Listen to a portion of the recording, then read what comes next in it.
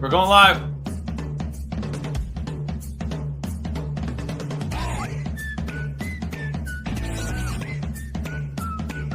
Hey everyone, how you doing? This is Amon Green, Green Bay Packers all-time leading rusher, and you're watching Packers Total Access Live, your daily source for Packer content.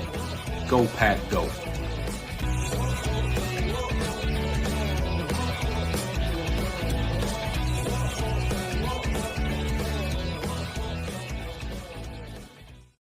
What's up, guys? Welcome into Packers Total Access. My name is Clayton. You can check us out on packernet.com. Find me on Twitter at Packers_access. Joined alongside Jacob in Wisconsin. We got Emilio in Tennessee. We got Tim in Green Bay. Here to talk some Packers this evening. Got an awesome show for you guys and gals. We're going to be talking about this Packers defense. And, you know, you keep hearing about the rankings. You keep hearing about it's a much improved defense. We're going to talk about who's really standing out here in 2025 on the roster. We're also going to talk about Jordan Love, who's off to a scorching hot start this season.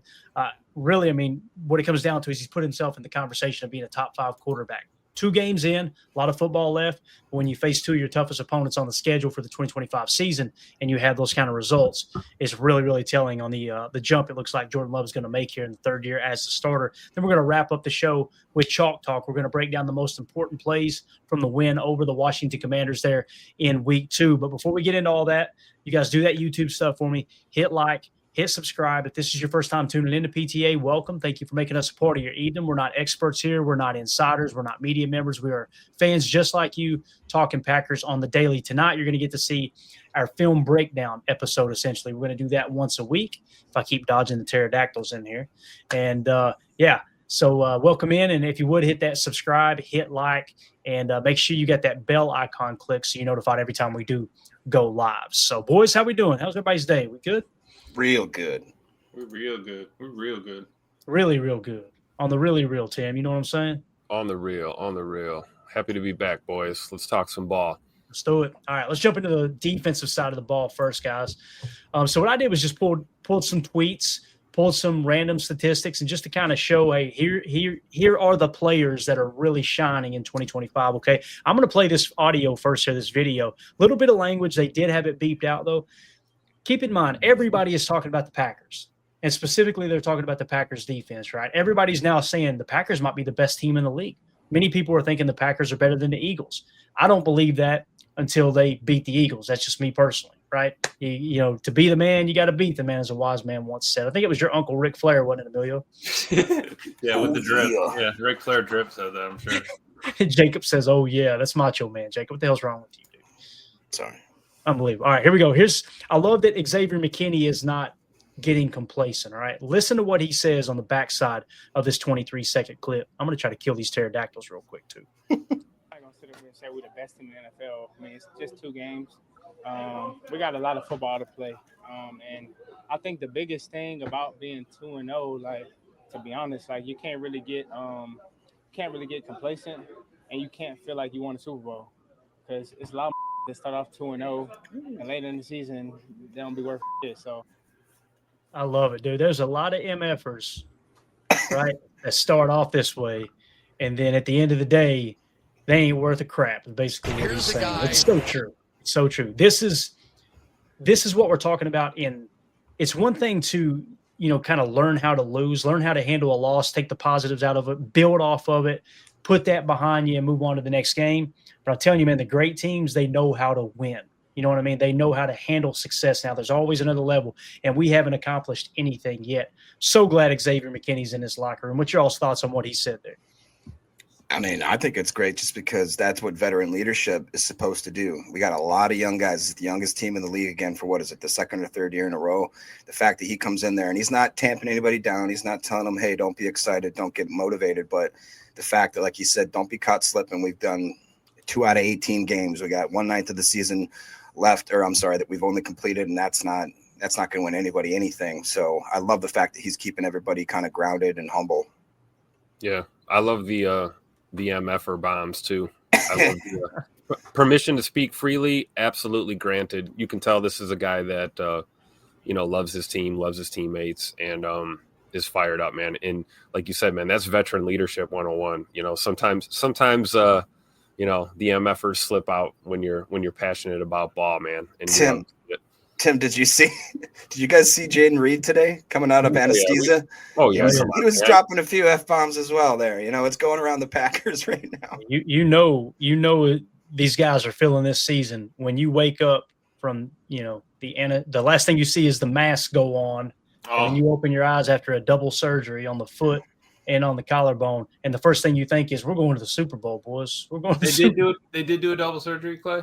Yeah, ain't that right, Tim? They did. Jay Reed confirmed it himself once he was conscious enough to tweet. He did. So that was awesome. Yeah, me, if I wake up from anesthesia from a procedure and I see a cell phone in my face, I'm going to take everything in me to try and swat it out of my face and not want to say anything. But yeah, you're right, Clay, man. To come out like that and just be right back to ball, it's like your first thoughts it's insane, man. I love it. It's pretty cool. Gotta love Bird, man. Know where that mentality's at for the whole team, man. Yeah. Yep. And speaking of that mentality, here we go. ESPN Insights here. Emilio says elite defenses. The Chargers joined the Packers as the only teams that have yet to give up a first half touchdown this season.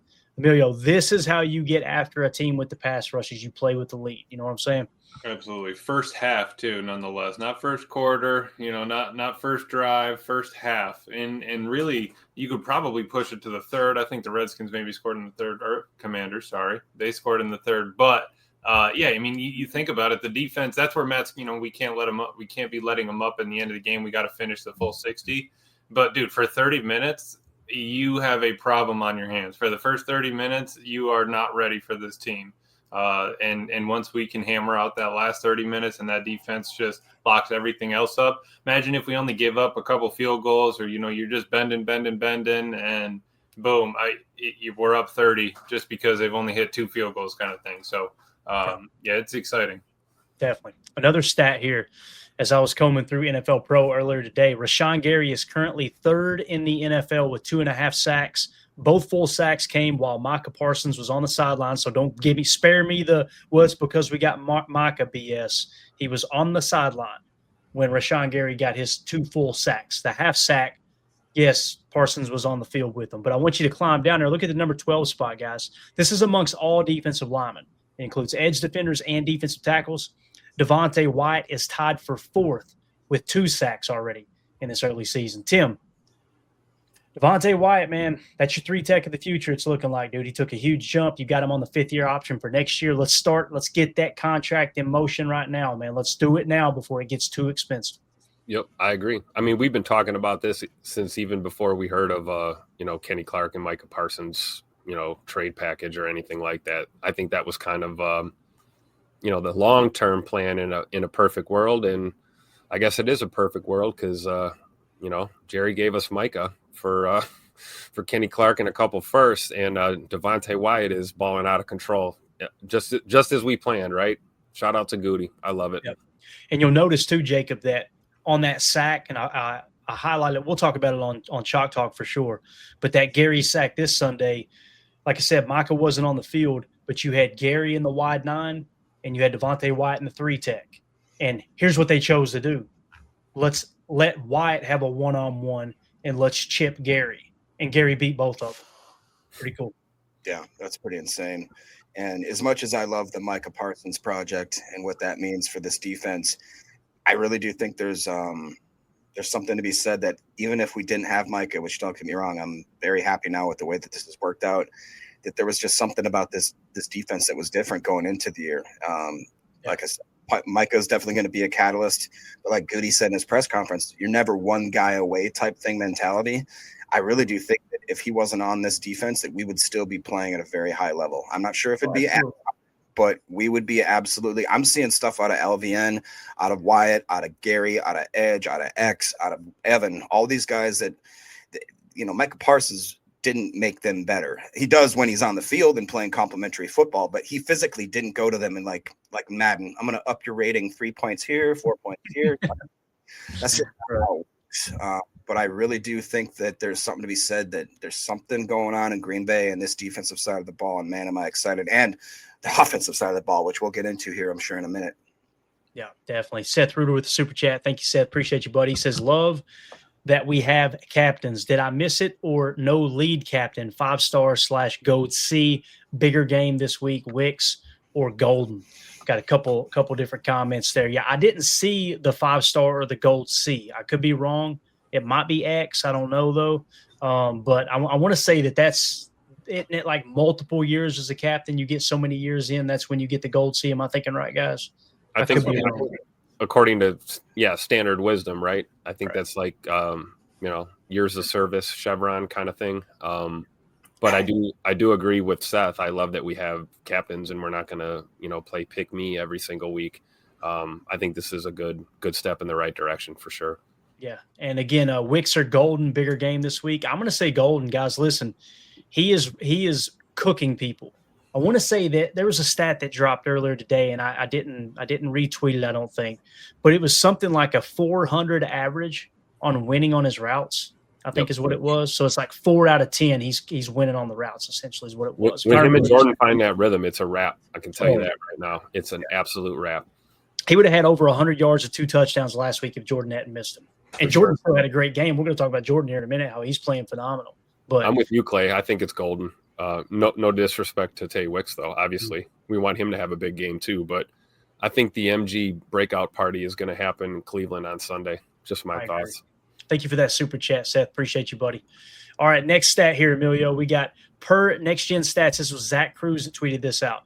Packers linebacker Edgerrin Cooper leads the NFL in their version of a stop, which is a tackle creating a negative change in EPA. He already has 15 in 2 games.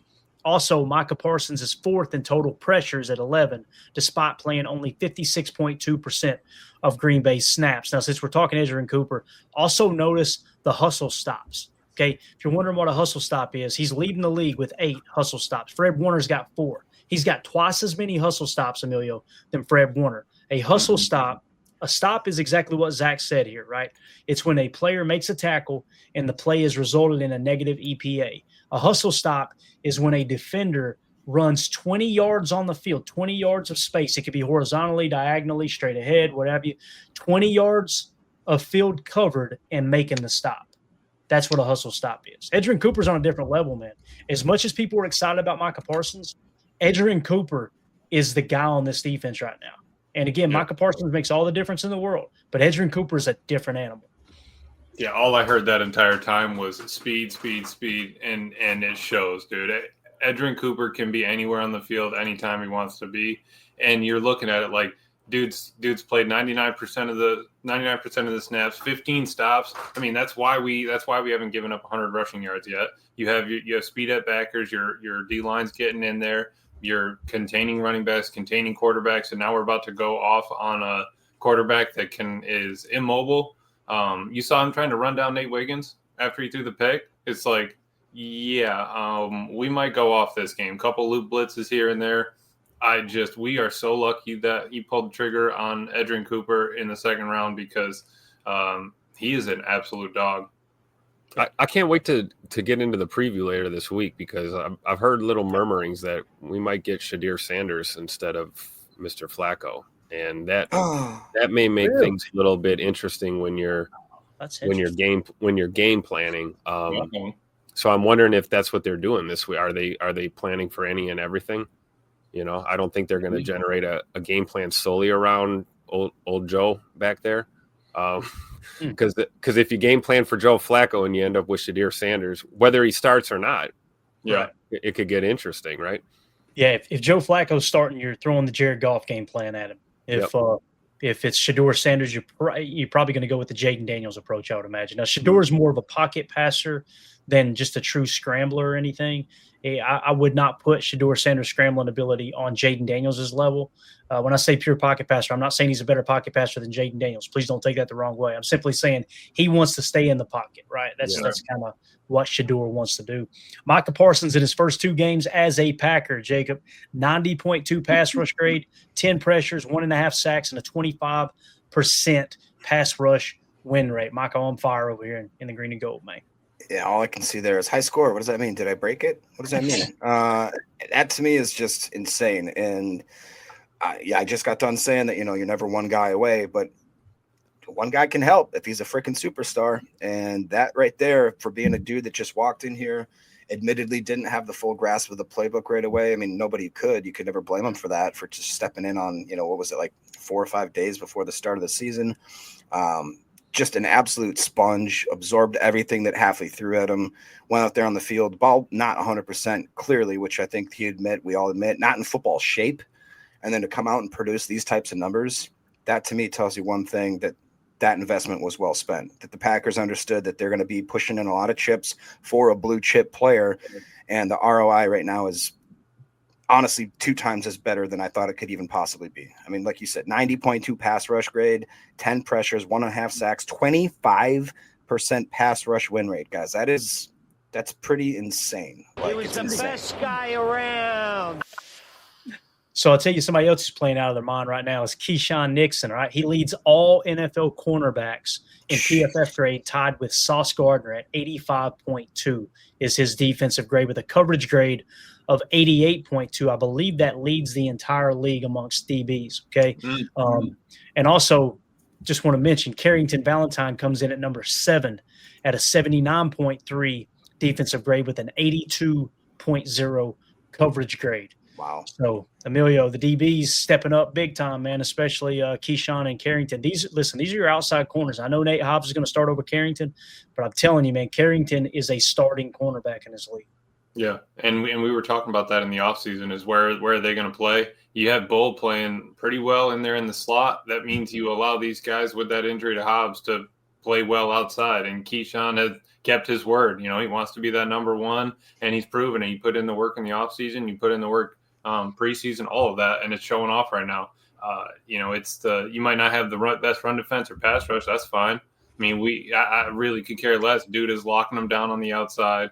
You're scared to throw them that way. You're scared to throw to X. I mean, what are you going to do? Then you're going to go after Carrington, who's number 7.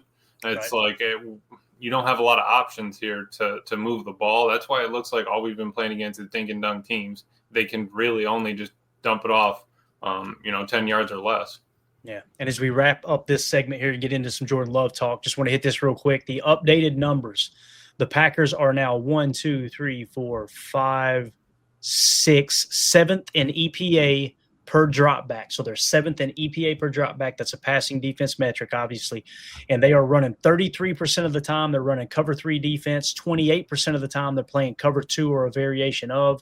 And then you've got cover 1 man at 17%. On Chalk Talk tonight, you're going to notice several plays where they play cover 1 man.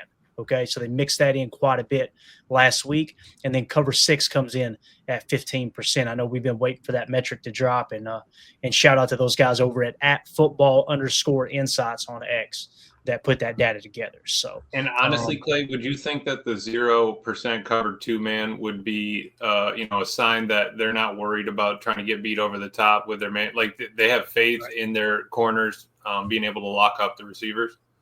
Absolutely. That and you played the Detroit Lions, who had a really good rushing attack last season. So the last thing you want to be is in 2-man under against that running game. And then you turn around and play Jaden Daniels the next week. If you're in 2-man under, I'm telling you, with a 4-man rush, he's gone. As soon as they turn their back, he's scrambling. So it's just Jeff Hafley kind of taking it week by week, right? Mm-hmm. So, yeah, that's a great point, though. So, all right, there's your little defensive update. Let's jump into a little Jordan Love talk now, as we're going to try to get this in before we get to the 30-minute mark, gents, or I'm sorry, the 40-minute mark anyway. So Jordan Love off to a great start. I just once again threw some stuff together, threw some stats together, some tweets together of Jordan Love's early season here. Tim, he's starting off strong, man. As Jacob Morley tweeted out, Jordan Love passer rating from a clean pocket, 151.7. Tim, that is first in the entire National Football League, sir. I love it. And he's pretty good when the pocket ain't clean too. So we love it. Give him time. We've seen the full culmination of his development here. If you've been paying attention this last handful of seasons since he came into this starter role, and I love the progression, man. It doesn't surprise me, honestly, and that I'm not like being arrogant or anything. It's just I'm not surprised to see this at this point in his career, and I think we are. Like I said before, in for a hell of a ride this year and the next few years to come for sure with Jay Money. But yeah, the way this O-line has fought through the adversity that we've had so early in this season, and to give him clean pockets, against, a pretty damn good defense in week 1 and another pretty damn good defense in week 2. I mean, I'll take it all day, man. Yeah. And then Kevin Cole put a tweet out, said 2025 quarterbacks PFF grading and efficiency, which is EPA per play, minimum 30 dropbacks. It was updated for Monday Night Football last night. Quarterback PFF grading and efficiency. So you'll see here, and for everybody on the podcast, on the left side running vertically, you got EPA per play going from a negative 0.2 all the way up to a positive 0.4. On the bottom, running from left to right, you've got the PFF offensive grades. So the goal is to be in the upper right quadrant here. Well, Jordan Love, if you take both metrics into consideration, is probably the best quarterback in the league right now. As you can see here, he is looks like he's third in the league in terms of EPA per play. And then it looks like he is probably third or fourth. It looks like fourth in PFF offensive grade. So you're talking about legit here, Jacob, a top 5, maybe even top 3 quarterback in terms of EPA per play in conjunction with PFF offensive grade as well for Jordan Love. Yeah, man. I mean, those numbers right now are insane. And like you said, they would be astronomically larger had just a few. I'm not just a few. I mean, probably 10 different balls that I can think of where they were either just slightly sailed, maybe had a bad angle, or maybe the DB took a good angle on it kind of thing. If Golden catches a few of those, that one that he overthrew to Kraft. I mean, these numbers, don't get me wrong, these are good, but we got to pump these numbers up. I think that what we can do is just, I feel like Tim talked about and somebody in the chat said, if that Golden Love connection gets just hammered out a little bit more efficiently, it's going to be scary, guys. And when we went into this year, we saw a lot of people saying, with Vegas and everything, talking about his MVP odds were quite a lot more favorable to us than I would have imagined. And I had my doubts. Personally, I'm not, Tim is a diehard. I don't think you'll ever get him to ever say anything bad. He's the most optimistic Packer fan I've ever met, and I love it to death. I randomly sometimes have my doubts. I thought, gosh, is Love going to be able to come out of the injuries and go back to that 2023 form that we saw towards the back end of that season? I got to tell you what, Tim, I got to start thinking more like you, because this boy is coming out here hot. The block is hot, as the kids say. J Money, where's number 10? Because he only throws dimes, baby. Chuck Jagger says we not in Toyotathon yet, so we cooking. There you That's go. crazy. What happens when Toyotathon kicks off? Oh, Let's man. go. 500 yards, 5 tutters, 0 picks per game during Toyotathon, baby. Let's go. I believe in Tim now. I'm telling you. And again, I see our resident troll AFAM in the chat trying to throw any negative Jordan Love comments out that he can. If you're wondering why this is important, AFAM, when the PFF grades line up with your EPA per play, you're cooking, buddy. There's no denying it now. Jordan Love's a dude. So hey, where's Mahomes on that list? Where's Mahomes? Where is he on that list? Oh, he's behind. He's behind Love. Oh, yeah, you're right. Yeah, there it is. You're right. Clint, the Armchair Quarterback, says with the super chat, thank you, Blaze. How many snaps did Sorrell get in the Commanders game? Not a lot. I want to say it was could be wrong, but I think it was 8 or 9. But he did have say it was 8 too. He had a 33% pressure rate, which is insane. Are you serious? Dude, I think we got one again, guys. Ugh. I'm telling you. Yeah, thank you for the super chat, Clint. I want to say it was less than 10, but you guys double check me on that. Yeah, there you go. Respect Orange said he thought 8 as well. Thank you, Clint. Appreciate you, man. So, all right, moving along here. Let's just keep this party going.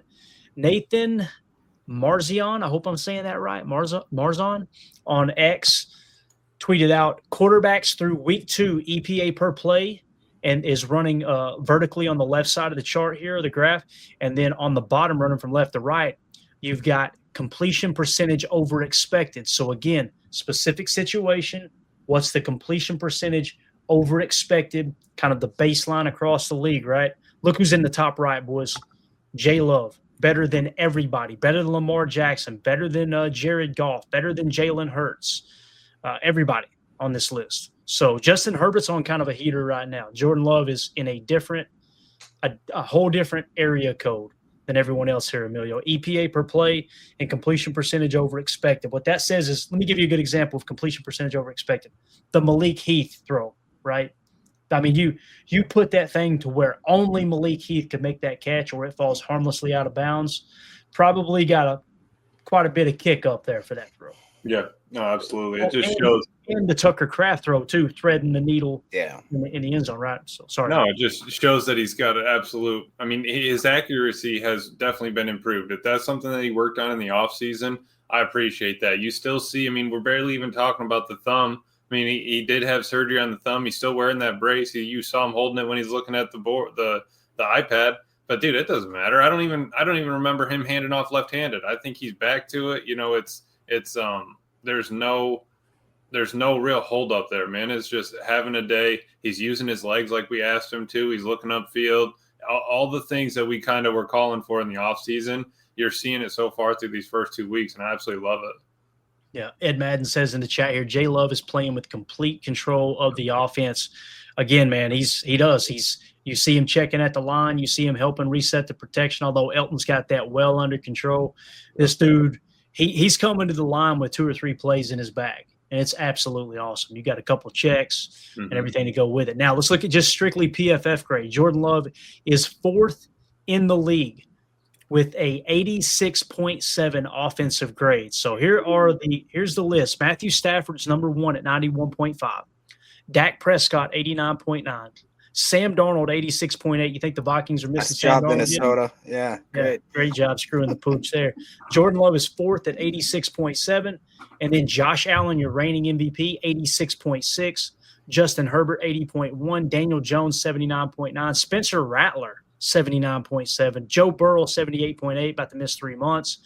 Jalen Hurts, 78.6. And look at his run grade. By the way, look at Jalen Hurts' passing grade, 58.9.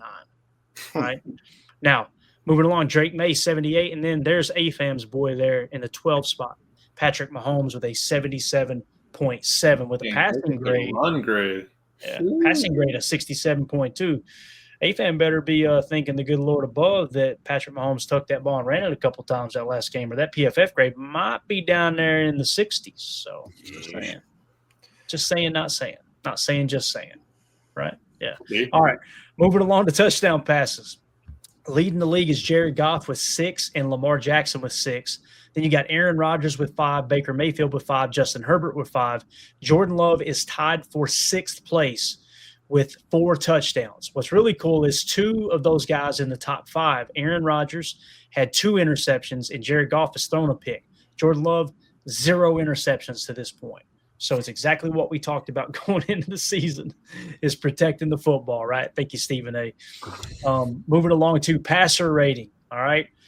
4th in passer rating is Jordan Love with a 120.0. Above him is Jared Goff at number 3 with 125.1. Justin Herbert, number 2 at 127.8. And Lamar Jackson in first place at a 136.6. You'll notice no Patrick Mahomes in the top 8 here. Tim, what do you think about it, man? I'm pretty excited, to say the least. I feel like this is the type of stuff I've been talking about, the last 3 or 4 years when I was telling people J Money was the truth. Just be patient. I think we're seeing the culmination of the development. And like you said, I personally, between the tutters and the passer rating, that's probably going to increase. I would anticipate Jordan to stay somewhere in the top 5 for most of this year. I think he's going to have an MVP caliber type season. I think we're going to have that conversation later this year. He'll be one of those names in the running with some of the other usual suspects, so to speak. But I'm fired up, man. I think, again, it's early, but hey, we're 2-0. We're heading into Cleveland. We got to go 1-0 again, right, every week. And, like we said before, man, Jordan is just, I think everything is clicked for him now, and he's kind of been battle tested, right? He missed some time due to injury. Like he knows what it's like to take those shots. And, we saw him lower the boom on Thursday Night Football, which was absolutely amazing that it happened right in front of me. I couldn't believe it. You should have heard the pads cracking on that play. You absolutely love to see it. It's really him completing his game and his repertoire right now. And we're going to be along for the ride. I'm here for it. Same, man. It's going to be absolutely awesome. All right, moving along. Yards per pass attempt. All right, this is a really cool one. Leading the way is Daniel Jones with 9.3 yards per attempt. Then you've got Justin Herbert, 9.2. Jordan Love is 3rd in the league at 9.1. So he continues to wing that thing down the field. You love to see it. Matthew Stafford, 8.7. Jared Goff, 8.3. Sam Darnold, 7.9. Russell Wilson, 7.9. Brock Purdy, 7.9. Tua Tagovailoa, 7.8. So, again, the deep ball and the fact that Jordan Love loves to play aggressive, and the fact that he hasn't thrown an interception. If he comes out of this game, Emilio, if he comes out of Cleveland with no interceptions and 2 to 3 more touchdown passes, you're going to start hearing the MVP talk start to ramp up a little bit, because he's going to be on pace to do what he was doing in the back half of 2023, which was just absolutely insane. I can't even remember what the number was. It was something crazy, though, the touchdown to interception ratio. Yeah, I mean, even look at the QBR rating right there. I mean, he's top 4 just in that as well. So it's like you can kind of pick your metric, but I'm not hearing a lot of talk about CJ Stroud now. I mean, that got real quiet. We heard about that for a year full straight. I mean, CJ Stroud's better than J Love. Yeah. Where'd all that talk go? Now you're looking at the truth of, yeah, Jordan Love has stepped up. He's doing everything that we've asked, that he thinks that he needs to do for the team. And yeah, he is just oh my, look at that dude's knee. Oh, that's the first time I've seen the slow image of that. That's Trey Amos, by the way. Full Gumby. Just like the chatter said the other day. He went full Gumby. Wow. He did go full Gumby. All right. Next metric here, Jacob. EPA per drop back. Jordan Love is sitting in the number 5 spot at a positive 0.31, actually tied for 4th with Jared Goff. Above them, Lamar Jackson, 0.34, Daniel Jones, 0.35, and Justin Herbert, 0.37. So there you see in Jordan Love, EPA per drop back. He's in the top 5 with that metric as well. Yeah, I mean, like I said, if I almost feel ashamed that I didn't think that Jordan Love could come out and have this type of strong start. And I'm very happy to eat some humble pie, because the guy is coming out and just seems as if that doesn't seem like it's too big for him. I honestly thought that we'd come out and our run game would be much more established than our passing game. And to be honest, that's something. Imagine how scary this offense can be when we actually get Josh Jacobs cooking. Right. I mean, when he starts, absolutely, that's going to help Jordan Love's game. It's going to help a lot of the other players' games on offense there. And I am just absolutely over the moon. Again, and one other thing that I think is the hidden blessing, which a lot of times they are, when I first got the schedule out, I was talking to a guy today at work, and I was like, man, when I first saw this schedule, it looked tough. It really did. Starting it off with the Lions, the Commanders, you got the Bengals in there, you got the Eagles, the Ravens, all these types of players. For whatever reason, I think that the God Almighty is opening up a divine window, and that's the Super Bowl window. And for whatever reason, the Packers are now starting to look like they could glide again. Like Tim said, he's like, we're going to start 5-0 or 4-0 or whatever it is before the break. Before the bye. And another blessing in disguise is having that bye week after week 4, where we can maybe just get these guys together, revamp, recoup, get everybody healthy, back on the same page, get the running game, a little more built up, and then going out from there, man, we could go on a freaking streak, guys. Yeah, that's a great point about this. Amen. That's a great point about the schedule, though. I mean, just taking a glance, I mean, we've got one home game against Cincinnati in October. That's about it until November 2nd. So right. It's going to be you can talk about Cleveland being the dumpster fire that they are. Obviously we know what we're going to do when we go down to Jerry World. But coming out of the bye, man, I mean, it's long road stretch here for this team. So it'll be a good test, I think, at this point in the year for sure. Yeah, definitely. And listen, guys, that ain't a slam dunk win in Cleveland. That's right. Any given Sunday, man, I know it's the old cliche, but you got to show up to play. You got to have a good game plan put together. You think they're not hearing all week long that the Packers are just the darlings of the NFL right now? Yep. They're going to look to put their name on the map too. Yep. So say what you want. Myles Garrett's still a freak too. There's players on that team. So yeah, no doubt about it. At least you can't rule out Joe Flacco. I know we joke about it. I love Joe Flacco. Yeah, when he gets hot, man, and he plays within the system, he can be as good as anybody in the league. Scott DeVillers with the super chat. Thank you so much, buddy. We appreciate you, man. Just a dono, I guess you could say. So thanks. Appreciate that. Thanks, Scott. So the other thing we were mentioning too is coming out of that week 5 bye, how much better is Jordan Love going to be with Christian Watson too?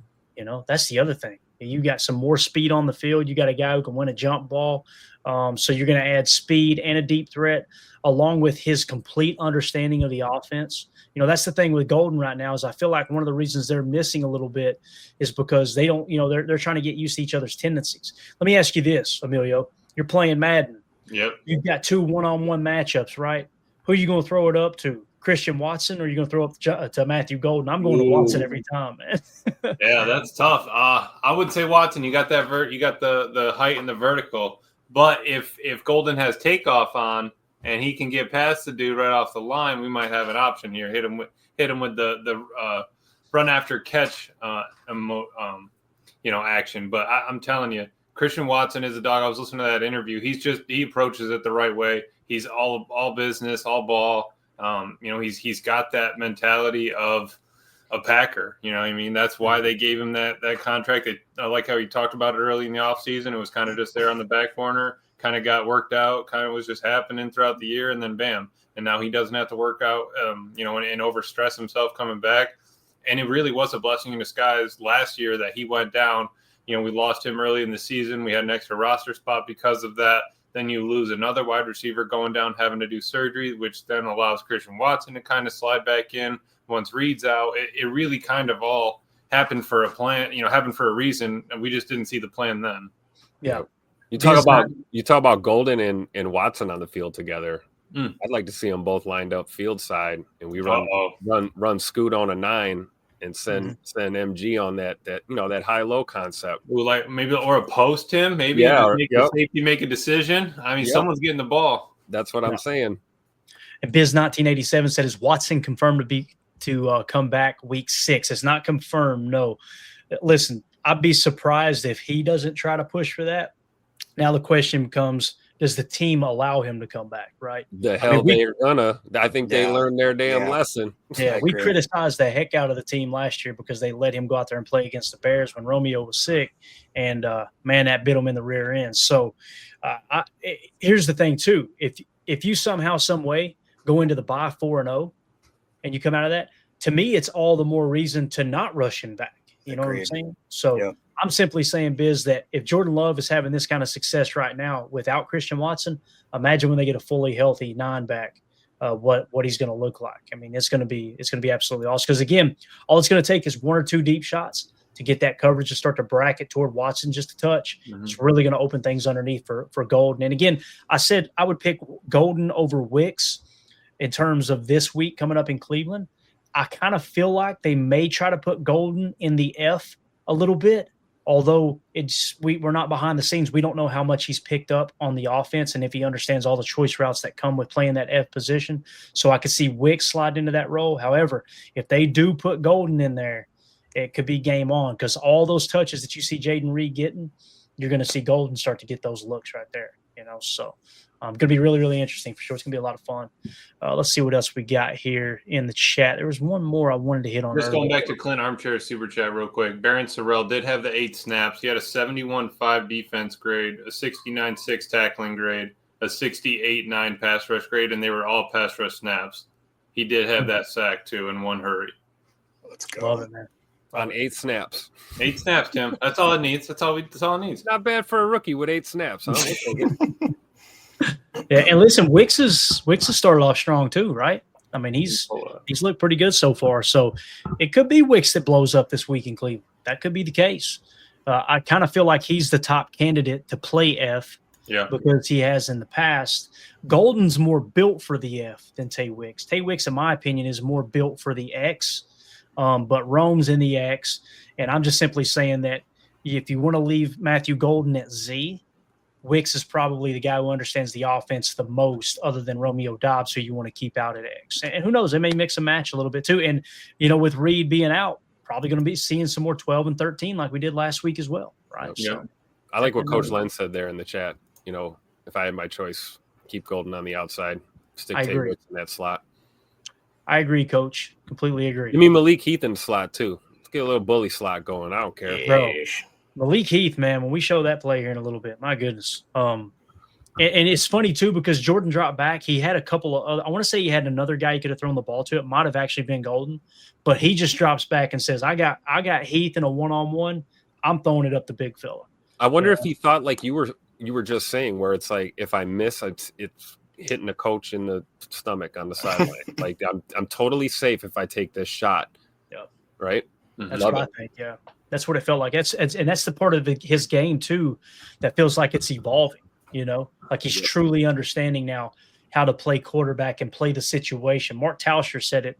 I couldn't tell you how many times last season. Like, I just want him to understand the specific situation more. Like, you don't have to make the game-changing play right here. It's okay to have to punt and flip the field and pick up those invisible yards and put your defense in a better spot rather than turn the ball over inside your own 20 or your own 30. And it looks like he has turned the page on that. And again, some of that had to do with him not being able to scramble. As you can see, we've seen him scramble this week, and he did win angry runs on NFL Network. So he got that award this week, which is kind of cool. Pretty funny. I roasted the hell out of Kyle Brandt yesterday on the show, and then he turns around and gives Jordan Love an award. So Angry runs is the only thing Kyle Brandt does worth watching. it really is, man. Is that where they get the saber after? Or is it a crown? Is it a saber? Yeah, they get a saber and a T-shirt, I believe it is. Nice. He needs to hang that thing up in the locker. Just leave it right Oh, there. yeah, dude. Yeah. Did you see Kyle Brandt's rant on the Bears today? I played one last night on the Seen one, show. you've seen them all, brother. Pac Daddy shared it on his account. It was you just watch the copium. It's very hard with that one. Very, very hard.